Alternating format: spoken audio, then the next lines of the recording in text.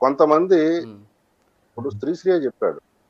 కొంతమంది యువకులు ముందు తరం దానికి ఉమ్, తర్వాత కొంతమంది ఈ యువకులు వారు ముసలితనం గురించి అని చెప్పుకొచ్చారు. మనం దాని గురించి ప్రస్తావన చేయరు కానీ నిన్న అనేది కళ, ఉమ్, రేపు అనేది ఆశ, ఇవాళ అనేది ఉమ్, వాస్తవం.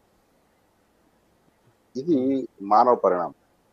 ఉమ్, దీంట్లో మేము రేపు గురించి ఆలోచించము, నేడున్న పరిస్థితి గురించి మేము అస్సలు మాట్లాడము, ఉమ్, నిన్న గురించే మాట్లాడుకుంటాము.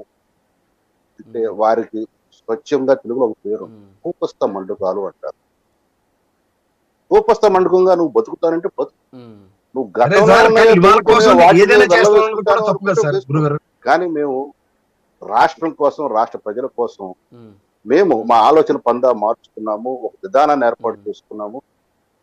మాకు ఉన్న పదవుల ఉమ్, గురించి కాదు, రాష్ట్ర ప్రజలకి ఉమ్, ఎటువంటి ఉమ్, వారికి సంక్షేమం ఉమ్, చేయాలి, అధిక అభివృద్ధి చేయాలి అనే ఆలోచన ఆ కోణంతో వెళుతున్నాం. ఎందుకంటే మా సోదరుడు సాగర్ చెప్పింది కరెక్ట్.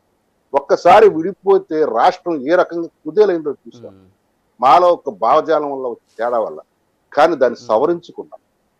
తప్పేం లేదుగా. ఉమ్, సవరించుకొని మేము ఎవరి దగ్గరికి వెళ్ళాం? గురుగారు చిన్న ప్రజల సబ్మిషన్ దగ్గరికి వెళ్ళాం. ఒక్క నిమిషం సోదరు, ఒక్క నిమిషం తర్వాత నువ్వు చెప్పుకో.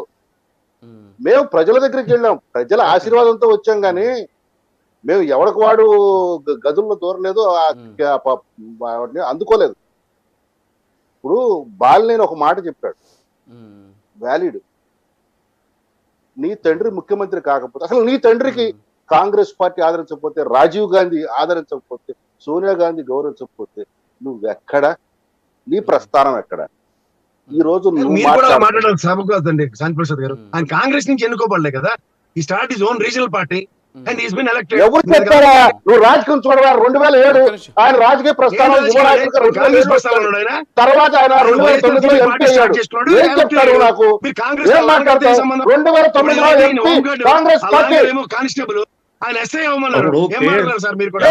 ఏం మాట్లాడతావు ప్రసాద్? నువ్వు నాతో రాజకీయ మీరు నేనేది ఈ విషయంలో ఒప్పుకోను. 2009లో జగన్ రెడ్డి ఎంపీ ఏ పార్టీలో వెళ్ళాడు? ఏ పార్టీలో లోక్సభకు వెళ్ళాడు? మాట్లాడండి. ఇప్పుడు కేఎస్ ప్రసాద్ గారు మీ దగ్గర ఏం మాట్లాడతావు? ఇలాగా ప్రవచనాలు చెప్తే మాత్రం గురుగారు కష్టం సార్. ఇది ప్రవచనం కాదు, వాస్తవం. వాస్తవం గమనించినట్టు మీ కర్మ, మేము ఏం చేయలేం. ఆయన కూడా ఒక ఇండిపెండెంట్ పార్టీ స్టార్ట్ చేసుకున్నాడు. 67 ఎవరు చెప్పారు? ఎవరో ఒకరికి పార్టీ కిరాయి చెప్తున్నాడు. ఎవరో ఒకరికి పార్టీ కిరాయి చెప్తున్నాడు. ఆయన పార్టీ కిరాయి చెప్తున్నాడు. ఒకసారి చూడు, వాస్తవాలు గమనించడం నేర్చుకో. ఎలక్షన్ కమిషన్ పార్టీ పేరు మీరు మాత్రం founder president K Shivakumar, not Jaganmohan Reddy, ఏనుగురు సందేవి జగన్మోహన్ రెడ్డి. వాస్తవాలు తెలుసుకొని మాట్లాడండి. ఇంకేనండి పార్టీ అమ్మేస్తే ఇప్పుడు ప్రజారాజ్యం పార్టీ కాంగ్రెస్ అంటే కాంగ్రెస్ కాదు ప్రజారాజ్యం పార్టీ అంటే ఊరుకుంటారు మీరు? ఏం సార్ మీరు కూడా పార్టీని ఇచ్చేస్తారు. మాది జనసేన పార్టీ, మేము స్థాపించిన పార్టీ. కిరాయి తెచ్చుకునే పార్టీ కాదు, కొనుక్కున్న పార్టీ కాదు. ఏదైనా అవునండి.